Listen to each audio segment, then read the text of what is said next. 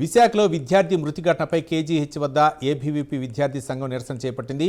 One town police station పరిధిలోని కొత్త రోడ్లో విద్యార్థిపై ఉపాధ్యాయురాలు దాడి చేయడంతోనే మృతి చెందారని ఆరోపించారు.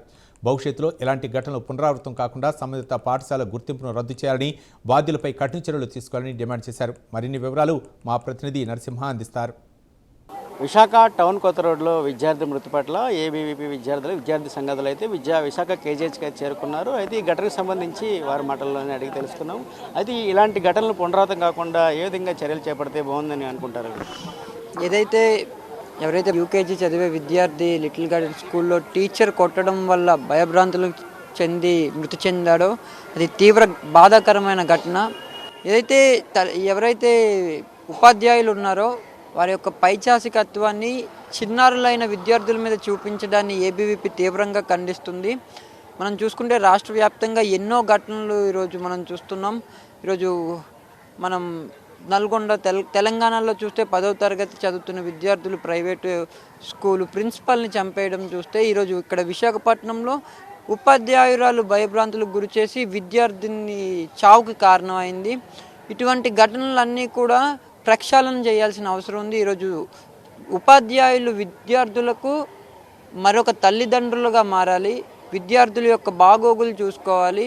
ఈరోజు ఏదైతే వాళ్ళ ఇళ్లల్లో ఉన్న ప్రాబ్లమ్స్ని, కోపాలని పిల్లల మీద చూపించి పిల్లల చావులకు కారణం కావద్దు అని చెప్పి మేము తెలియజేసుకుంటున్నాం. అదేవిధంగా ఎవరైతే విద్యార్థి మృతికి కారణమైన టీచర్ ఉన్నారో ఆమె పైన కఠిన చర్యలు తీసుకోవాలి. ఆ లిటిల్ గార్డెన్స్ యొక్క స్కూల్ యొక్క గుర్తింపులను రద్దు చేసి ఈ రాష్ట్ర ప్రభుత్వం తల్లిదండ్రులకు ఆదుకోవాలి అని చెప్పి మేము డిమాండ్ చేస్తున్నాం. భవిష్యత్ కాలంలో ఏదైతే ఇలాంటి ఘటనలు పునరావృతం కాకుండా ఏబీవీపీ తరపున ఏ తరంగా ఉద్యమాలు చేస్తారు అనుకుంటారు? భవిష్యత్తులో వాళ్ళకి తల్లిదండ్రులకు ఏ విధంగా ప్రభుత్వం తరపున కానీ అటు పాఠశాల తరపున న్యాయం చేయాలని అనుకుంటున్నారు? ఇదైతే ఇక కళాశాల యాజమాన్యం ఎవరైతే ఉన్నారో ఈ కళాశాల యాజమాన్యం ఇప్పటికీ కూడా ఇక చోటుకి రాలేదు. ఎందుకంటే ఇక ఇదన్నీ ఏదైతే కార్పొరేట్ వ్యవస్థ ఏదైతే ఉందో, గవర్నమెంట్ వ్యవస్థ ఏదో సర్దుబాటులో పెడదామనో లేదంటే ఇంకో రకంగా మేనేజ్ చేద్దామనే కార్యక్రమం ఉన్నట్టున్నారు. ఎందుకంటే ఇప్పుడు దాకా కూడా ఇక తల్లిదండ్రులు కానీ విద్యార్థులు కానీ ఎవరు చూడడానికి రాలేదు. ఎందుకంటే రాబోయే రోజుల్లో విద్యార్థులు ఇక దేశానికి పౌరులు అయినప్పుడు, ఇక విద్యార్థులు ఇక దేశానికి అన్నీ అయినప్పుడు అట్లాంటిది ఇక విద్యార్థికి ఎట్లాంటి విలువిస్తున్నారు ఈ యొక్క సమాజంలో? ఇక టీచరే మరొక తల్లిదండ్రులుగా భావించే మనం, అయితే ఈ తల్లిదండ్రులుగా భావించే మనం ఒక గురువై మనం చూస్తాం.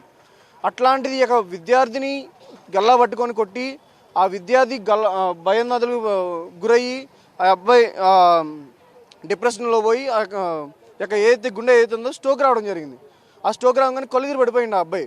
అయితే ఇక మరొకసారి ఇంకో విద్యార్థికి జరగకూడదు, ఇంకో విద్యార్థికి ఈ విధంగా కాకూడదు అనే విధంగా ఈరోజు ఏం చేస్తున్నామంటే ఇక ఏబీవీపీ ఇక తల్లిదండ్రులకు సపోర్ట్గా ఉంటూ ఇక కళాశాల యాజమాన్యం అవుతుందో కళాశాల యాజమాన్యాన్ని తీవ్రంగా ఖండించాలని చెప్పేసి, అలానే ఇక అవసరమైతే ఇక తల్లిదండ్రులతో స్కూల్ క్యాంపస్ మధ్య కూర్చొని ధర్నా చేస్తామని చెప్పేసి ఈరోజు డిమాండ్ చేస్తున్నాం.